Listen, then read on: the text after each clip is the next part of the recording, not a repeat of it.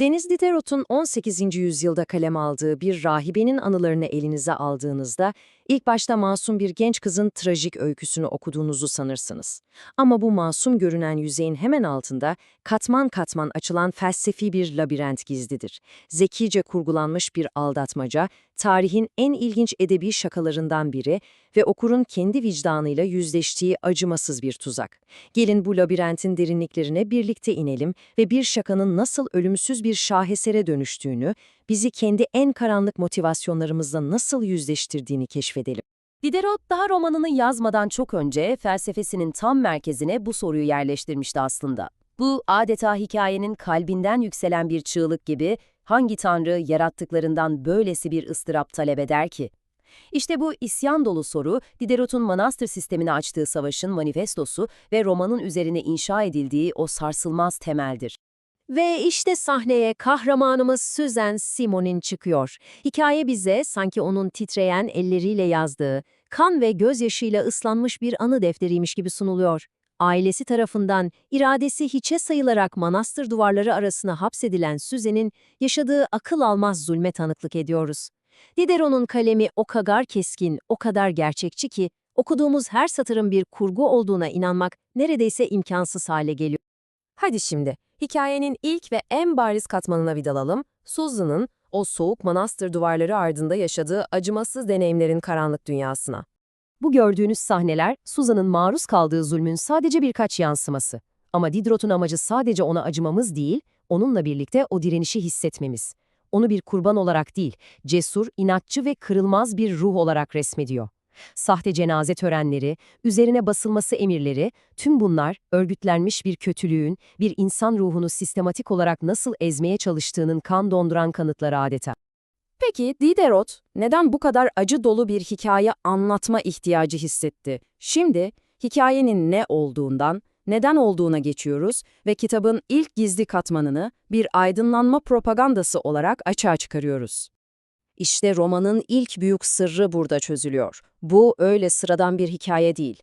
Diderot'un affedilemez bulduğu manastır sistemine karşı kaleme alınmış, kılıç gibi keskin bir polemik. İnsanı doğasından koparan, iradesini yok sayan ve ruhunu ezen bu kuruma karşı ilan edilmiş edebi bir savaş bu. Bu karşılaştırma, Diderot'un hicvinin ne kadar acımasız olduğunu çok net gösteriyor. Bakın, manastır hayatının o idealize edilmiş parlak imajını alıyor ve onu resmen paramparça ediyor. Dindarlık ve adanmışlık mekanı olması gereken yer, nefretin ve despotizmin yuvasına, manevi arayış ise umutsuzluk ve deliliğe dönüşüyor. Bu, aydınlanmanın dogmaya karşı aklı ve insan onurunu savunan felsefesinin edebiyattaki en güçlü yansımalarından biri. Hikayenin bir propaganda olduğunu anladık, tamam, ama şimdi en inanılmaz katmana geliyoruz. Romanın kökeni aslında inanılmaz detaylı bir eşek şakasına dayanıyor. Bir saniye durup düşünelim. Peki ya bu kadar derin bir ıstırap hikayesi bir şaka olarak başladıysa, bu düşünce bile romanı okuma şeklimizi kökünden değiştiriyor değil mi? O yürek parçalayan sahnelerin, o derin acıların aslında bir arkadaşı Paris'e geri getirmek için kurgulanmış bir oyundan doğduğunu bilmek gerçekten akıl almaz. Ve bu gerçek eserin felsefi derinliğini beklenmedik bir şekilde daha da artırıyor. Gerçekten de inanılmaz bir olay. Bakın her şey nasıl başlıyor. Marquis de Croix-Larismer adında bir arkadaş var, Paris'i terk ediyor. Diderot ve dostları da onu geri getirmek için bir oyun kuruyorlar.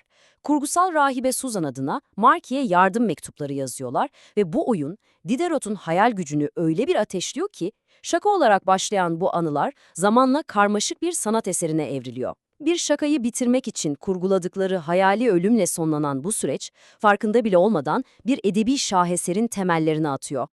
Ve Diderot'un dehası tam olarak bu noktada parlıyor. Yıllar sonra romanı yayına hazırlarken bu inanılmaz şakanın, bu aldatmacanın bütün hikayesini, yazılan o sahte mektupları, Marquis Aletti'nin o saf cevaplarını alıp romanın kendisine bir ön söz olarak ekliyor. Bu hamle, bu dahiyane hamle kitabı bambaşka bir şeye dönüştürüyor.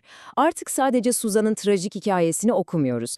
Aynı zamanda bu hikayeyi yaratan aldatmacanın kendisine, yani kurgunun ifşa edilişine tanıklık ediyoruz. Diderot resmen okuru hem aldatmacanın bir kurbanı hem de bu aldatmacanın ortaya çıkışının bir suç ortağı yapıyor. Ve şimdi en derin felsefi katmana iniyoruz. Kitabın bu yapısı bizzat okurun kendisini nasıl bir sorgulamanın içine çekiyor, nasıl bir tuzağa düşürüyor. İşte Diderot'un okur için kurduğu o dahiyane felsefi tuzağın adımları.